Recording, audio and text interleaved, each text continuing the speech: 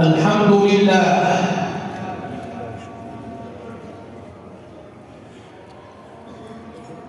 الحمد لله بحمده تتم الصالحات وتفيض وبشكره تكثر النعم وتزيد وبفضله تتنزل الرحمات على العبيد. الحكم حكمه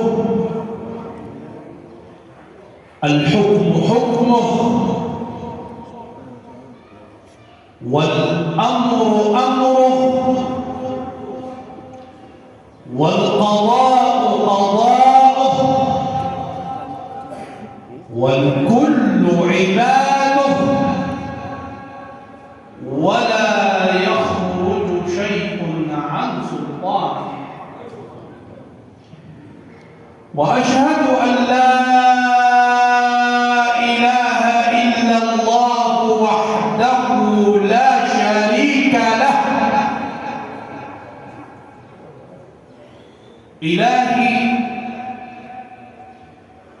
إلهي ذنوبي في الورى كثرت وليس لي عمل في الحشر ينجيني، وقد أتيتك بالتوحيد يصحبه حب النبي وهذا القدر يكفيني.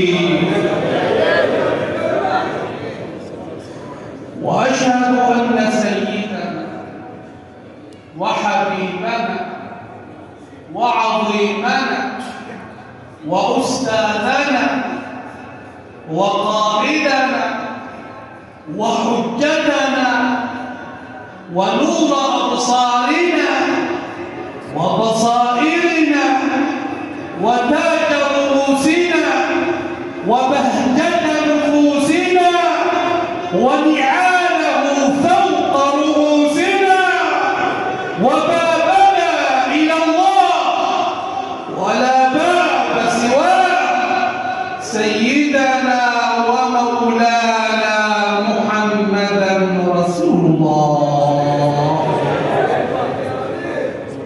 روضة الهادين بنا هيئت للمتقين، كل من قالوا رضينا بالحبيب مولاي محمد. حبه عين الكمال، جاهه عال وغالي، صحبه خير الرجال، بايع الهادي محمد. حبه فرض وحتم، مدحه خير وغنم، ليس يأتي القلب هم للذي يعشق محمد. خير خلق الله أحمد، كل من يلقاه يسعد، حوضه الصافي المبرد للذي يعشق محمد. خير خلق الله طه، مثل شمس في ضحاها، هذه الدنيا نراها في ضياء من محمد. اللهم صل على سيدنا محمد صلاة تنحل بها العقد، تنفرج بها الكرب، وتقضى بها الحوائج، وتنال بها الرغائب، ويستسقى الغمام بوجهه الكريم وعلى آله وصحبه أجمعين. أما بعد أيها الأحبة الكرام، إن الله عز وجل هو السلام، وهو يدعو إلى دار السلام، وجعل تحية أهل الجنة السلام، ونبيه نبي السلام، وشريعة نبيه هي شريعة السلام. فالمؤمن يعيش في سلام مع ربه ومع نفسه ومع مجتمعه ومع محيطه وفي حياته وبعد انتقاله. فخاطبنا ربنا فقال: يا أيها الذين آمنوا ادخلوا في السلم كافة، ادخلوا في السلم كافة. الله هو السلام، الله هو السلام، جعل من أسمائه اسما سماه بالسلام، حتى إذا ما تعايشت مع ربك بهذا الاسم وأخذت من معين بركته ومن فيض إمداده، جعلك الله رمزا من رموز السلام في أرضه. لأن المؤمن ما هو إلا آية لإظهار تجليات الله فيه. فإن عشت مع الله باسمه السلام أصبحت مسلما مسالما في كل شيء، وأخذت من بركة اسمه السلام، ثم تجد نفسك بعد ذلك تعيش في سلام. لأن الله تعالى يقول: الذين آمنوا ولم يلبسوا إيمانهم بظلم أولئك لهم الأمن. الأمن بمعنى السلام والمسالمة، تعيش هنيئا في حياتك لأنك تعايشت باسم الله السلام. ثم إذا ما كان في الآخرة أن الله تعالى يقول لهؤلاء لهم دار السلام عند ربهم، لهم دار السلام عند ربهم. فإذا ما قال ربنا وتحيتهم فيها سلام. ثم إن سيدنا رسول الله صلى الله عليه وسلم يحكي عنه سيدنا عبد الله بن سلام يقول: لما دخل سيدنا رسول الله صلى الله عليه وسلم المدينة المنورة انجفل الناس نحو رسول الله، أي أقبلوا. يقول: فتأملت وجه رسول الله صلى الله عليه وسلم فعلمت أنه ليس بكذاب. فكان أول ما قاله عند دخوله للمدينة المنورة: أيها الناس، خطاب لكل ناس، أيها الناس، خطاب عام، خطاب للبشرية جمعاء، رسالة سماوية سمحة أخذت مبادئها من ربها السلام، فتعايشت في مجتمعاتها وفي تاريخها بالسلام. أيها الناس، خطاب عام يوجه خطابه للبشرية: أيها الناس، أفشوا السلام، أفشوا السلام. لك أن تتخيل أن رسول الله يقف أمام الناس مخاطبا: أيها الناس، أفشوا السلام، أي تعايشوا. لم يقل ألقوا السلام فقط، إنما أفشوا السلام، أي اجعلوا السلم والمسالمة في كل حياتكم، تعايشوا بالسلام في حياتكم مع أنفسكم ومع غيركم، مع الإنسان ومع الحيوان، مع الطير، مع الجمادات، مع الموجودات. أفشوا السلام وأطعموا الطعام وصلوا الأرحام وصلوا بالليل والناس نيام تدخلوا جنة ربكم بسلام. الجزاء من جنس العمل، تدخلوا جنة ربكم بسلام.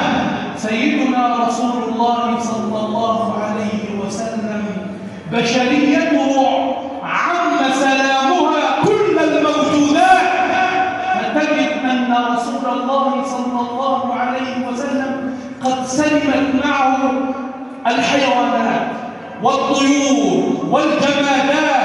سيدنا رسول الله صلى الله عليه وسلم لما ذكر حديث أن امرأة دخلت النار في هرة، لا هي أطعمتها ولا تركتها تأكل من خشاش الأرض، إنما حبستها حتى ماتت.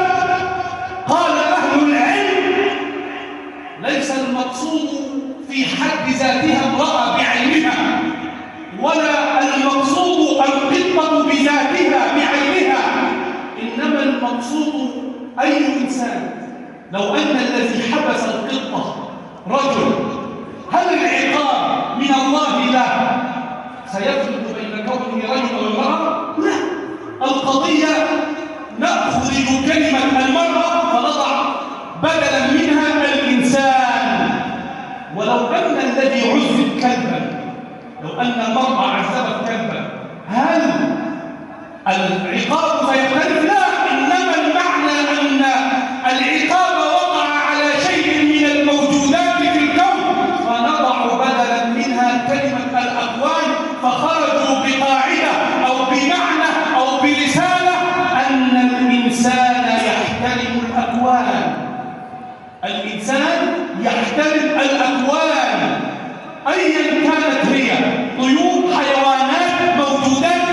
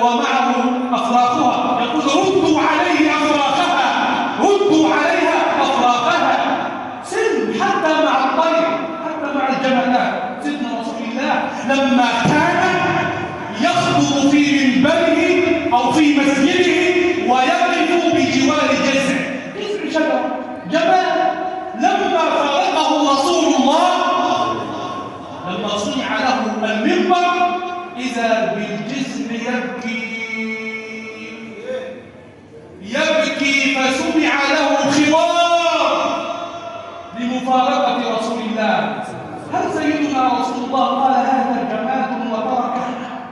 لا، انظروا إلى معنى السلب، فإذا برسول الله يرجع إلى الجذع ويحتضنه، يحتضن الجذع.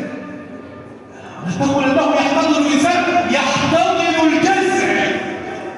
لماذا؟ سلام، رحمة، فاحتضن الجذع. يقول سيدنا لو لم أحتضنه لظل يبكي إلى قيام الساعة، إلى قيام الساعة. أبو بكر الشبلي رحمه الله كان من كبار الصالحين، يحكى عنه أنه بعد انتقاله رؤي في منامه، قيل له ماذا صنع الله بك؟ قال رحمني وغفر لي. فقيل له لما رحمك؟ يقول أوقفني الله بين يدي وقال لي يا أبا بكر أتدري بما رحمتك؟ تعرف أنا رحمتك ليه؟ قال يا رب بعبادتي لك. قال لا. قال بإخلاصي في عبادتي. قال له لا. قال له يا ربي بصيامي وصلاتي وقيامي. قال لا. قال برحلاتي إلى العلم وإلى الصالحين وإلى الأولياء. قال لا. قال يا رب هي التي كنت أعقد عليها عملي ونجاتي، فبأي شيء رحمتني؟ قال أتتذكر يوما أنك كنت تسير في بغداد فرأيت هرة صغيرة قد أضعفها البرد والمطر، فأخذتها ورحمتها فجعلتها في فرو لك كان معك ورحمتها بفرو. قال نعم يا رب. قال بهذا العمل رحمتك، بهذا العمل رحمتك. سلام مع الموجودات، الإنسان يحترم الأكوان. هكذا يعيش المسلم في حياته، يعيش في سلم وفي مسالمة، يؤدي رسالة السلام. أقول قولي هذا وأستغفر الله لي ولكم. اللهم صل وسلم وبارك عليه وعلى آله وصحبه ومن والاه. أما بعد، يسأل سيدنا رسول الله صلى الله عليه وسلم عن المسلم فيقول المسلم من سلم المسلمون من لسانه ويده، والمؤمن من أمنه الناس على أنفسهم وأموالهم. هكذا المؤمن وهكذا المسلم يسلم الناس من شروره ويأمن الناس من بوائقه. وإن شر الناس من تركه الناس اتقاء لفحشه وشره، وإن خير الناس من جعله الله تبارك وتعالى إلفا مألوفا. فالمؤمن يألف ويؤلف، يكون مفتاحا لكل خير، مغلاقا لكل شر.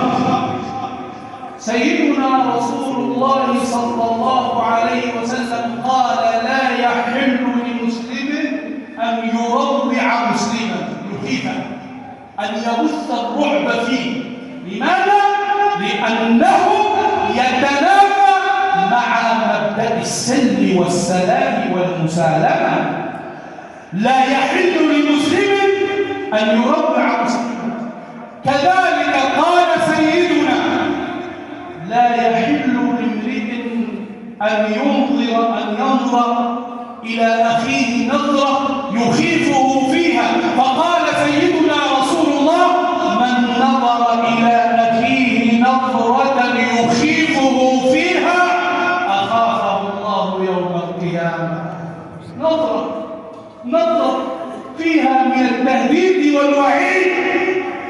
تكون سببا في عدم أمن الإنسان يوم القيامة. إذا ما تطور الأمر وأشرت إلى أخيك بشيء تهدده به، من أشار إلى أخيه بحديدة فإن الملائكة تلعنه حتى يضعها. هكذا أيها الأحبة الكرام الإنسان يعيش بمبدأ السلم والمسالمة، لا يرى منه إلا كل خير ولا يرى منه إلا كل جميل، يعيش بالسلم والسلام مع نفسه ومع مجتمعه ومع وطنه، مع الموجودات جميعا من طير وحيوان وجمادات، تعايش باسم الله السلام حتى تنعم بسلام من الله، وحتى يمن علينا ربنا بأن يدخلنا دار السلام وتتلقانا الملائكة بالسلام. اللهم يا ربنا نسألك أن تجعلنا من أهل السلم والسلام. اللهم إنا نسألك أن تسلمنا في أنفسنا وفي أهلينا وفي بلادنا. نسألك يا ربنا أن تدخلنا جنات السلام. اللهم اغفر ذنوبنا واستر عيوبنا وفرج كروبنا واقض حوائجنا اكفنا كل أمر أهمنا، اكفنا كل أمر أهمنا. فرج الكرب عن المكروبين، فرج الكرب عن المكروبين، فرج الكرب عن المكروبين. اشف مرضانا أجمعين وارحم موتانا أجمعين يا ربنا. نسألك حسن الختام، نسألك حسن الختام، نسألك حسن الختام. اللهم وفق أبناءنا في امتحاناتهم يا رب العالمين. اللهم افتح لهم فتوح الخير والبركة يا رب العالمين. وارض اللهم عن صاحب هذا المقام سيدي عبد الرحيم الكناري ومن حوله من الأولياء والصالحين، وأمدنا ببركاتهم ومددهم يا رب العالمين. واجعل بلادنا أمنا أمانا سلاما واطمئنانا، والحمد لله.